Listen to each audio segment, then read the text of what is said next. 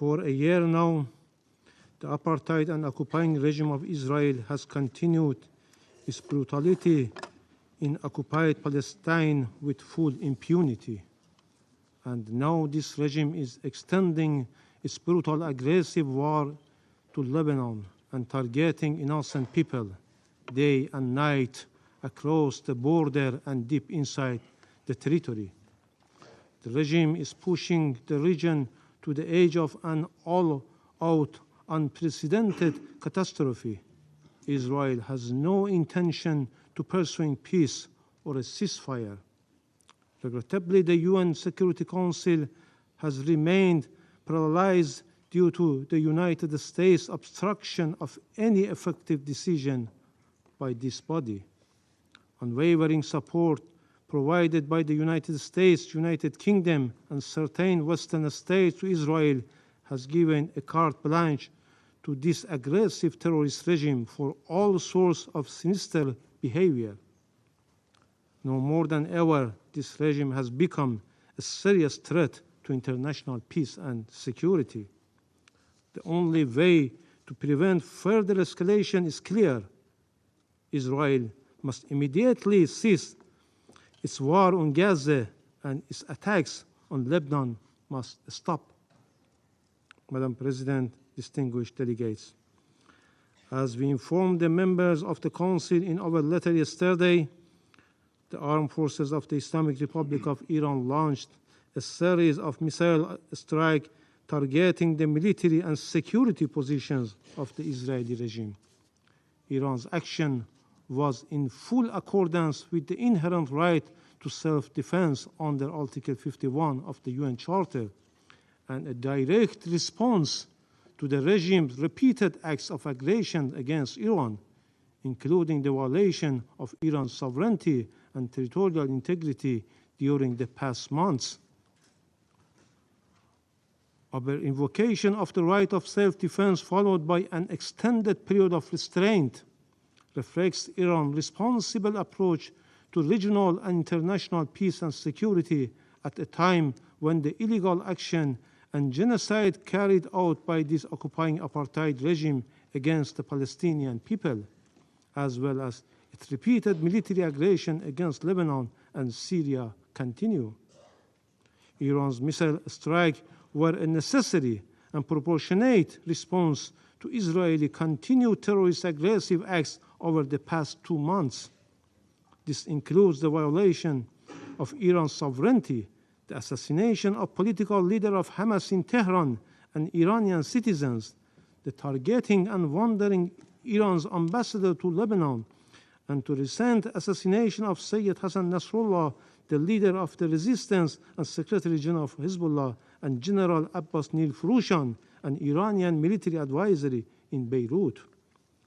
I wish to mention the key facts that clearly demonstrate Iran's action under self-defense is fully justified, lawful, and firmly grounded in international legal principles.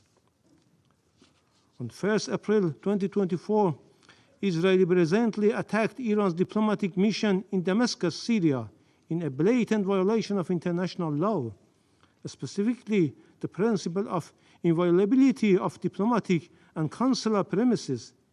Iran immediately sought the Council's condemnation. What was this body's response? Nothing. Rather than condemning Israel's act of aggression, the Council merely called for Iran's restraint and even refrained from issuing a press statement proposed by Russia.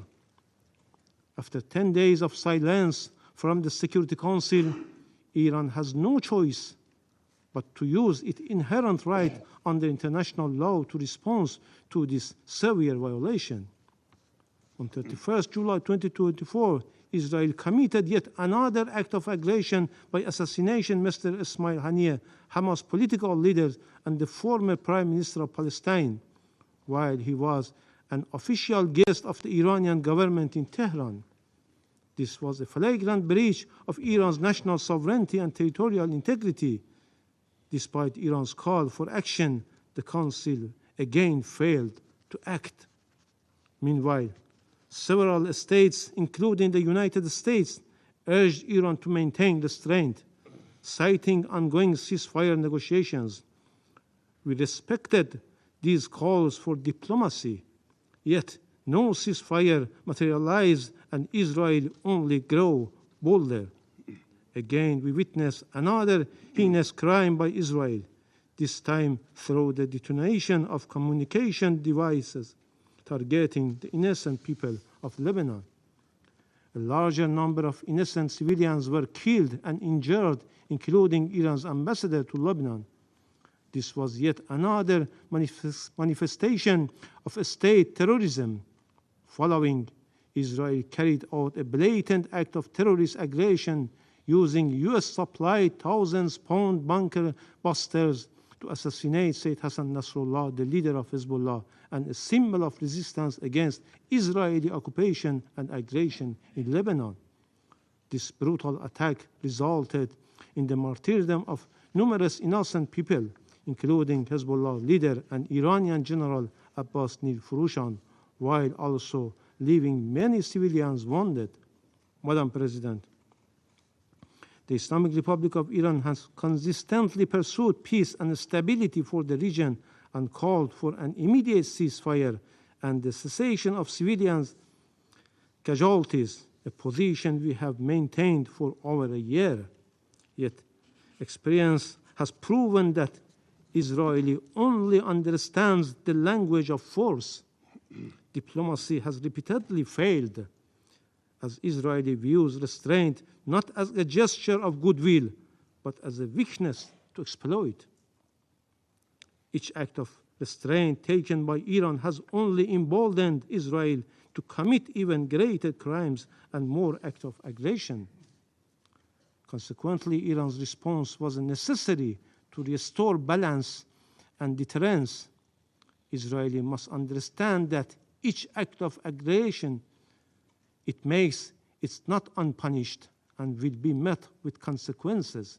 This is the cost this regime must bear.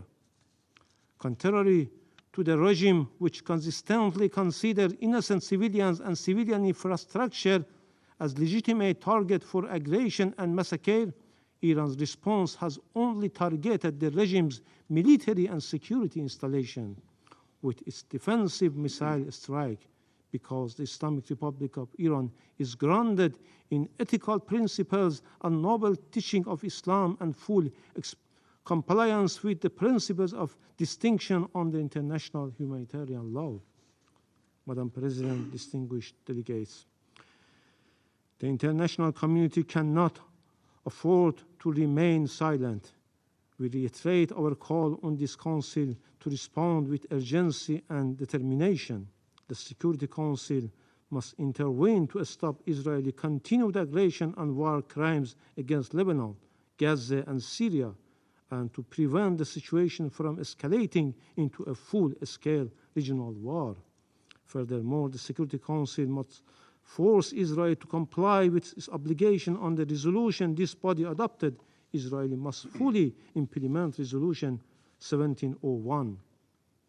Finally, Madam President, we strongly warn against any further act of aggression by Israeli terrorist regime against our national security and vital interests. Iran is fully prepared to take further defensive measures if necessary to protect its legitimate interests and defend its territorial integrity and sovereignty against any act of military aggressions and the illegal use of force. In this regard, Iran will have no hesitation. In conclusion, the regime of the United States and the United Kingdom regime, notorious enablers of the Israeli regime, along with France, have once again cynically attempted to justify Israeli heinous crimes under the guise of self-defense, shifting the blame onto Iran. While the Israeli regime must be held accountable for the atrocity crimes and cannot disregard the U.S. complicity in Israel's crimes. Israel's warmongering relies on U.S. regime, military support, and political backing.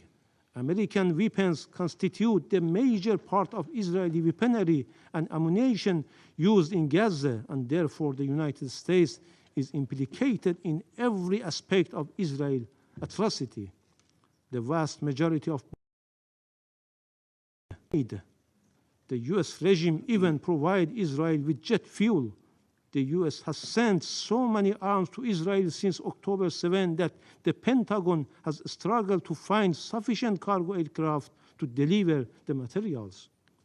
If there were even a shred of honesty in their concerns for the loss of innocent people lives in Gaza or Lebanon, or for the spread of war across the region, they could easily strip Israel of the tools it used to commit those atrocities, yet their actions reveal their true intent to embolden Israel's criminal actions. Thank you.